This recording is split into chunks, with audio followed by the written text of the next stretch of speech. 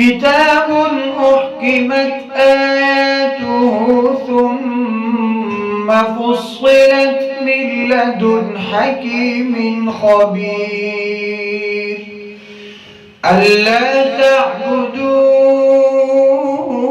إلا الله إنني لكم منه نذير وبشير وأن استغفروا ربكم ثم توبوا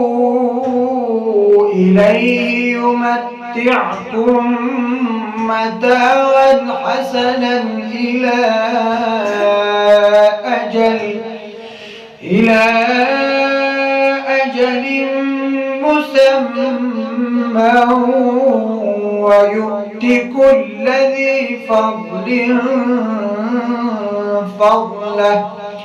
وإن تولوا فإني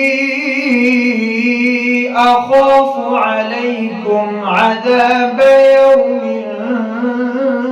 كبير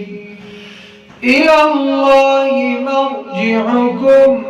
وهو على كل شيء قدير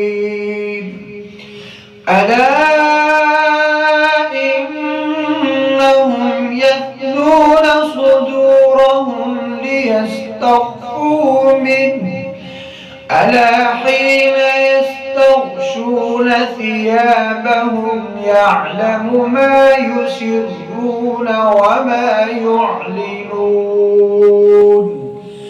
إنه عليم بذات الصدور.